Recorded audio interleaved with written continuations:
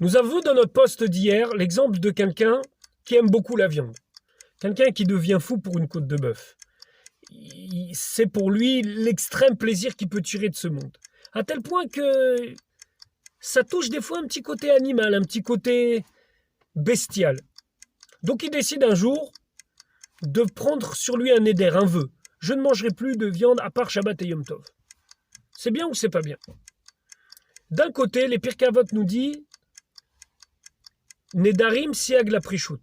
Les vœux sont une barrière à l'abstinence. C'est-à-dire que le fait de prendre des vœux, c'est bien pour pouvoir être quelqu'un qui a du recul par rapport à la matérialité. D'un autre côté, le Talmud Yerushalmi nous dit Lo daïcha maché asra lecha Torah, ça ne te suffit pas ce que la Torah t'a interdit. La Torah t'a interdit de manger non cachère, très bien.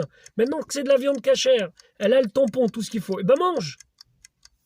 Donc c'est bien ou c'est pas bien? En vérité, le Rabbi Lubavitch explique dans un de ses discours, ça dépend de où est-ce qu'on se trouve.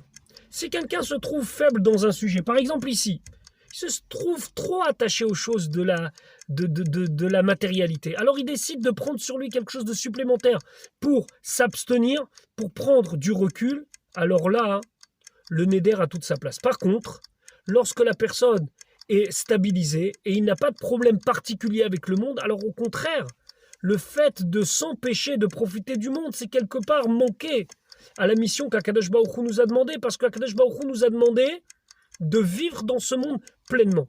Et donc, si la viande est cachère, il n'y a pas de raison de ne pas la manger.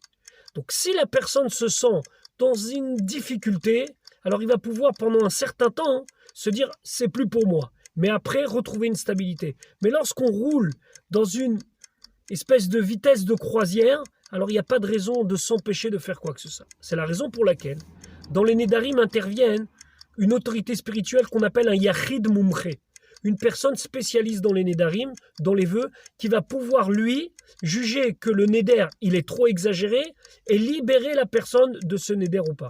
Parce que savoir exactement, est-ce qu'il faut être dans cet extrême ou uniquement être dans la vitesse de croisière, ça ne dépend pas toujours de notre propre jugement, mais de la jugement d'un professionnel spirituel qu'on appelle le Yachid Mumche.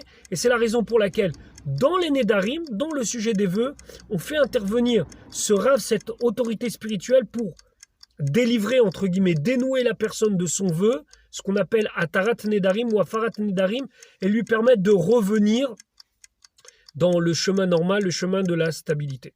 Je vous souhaite une bonne journée et à demain.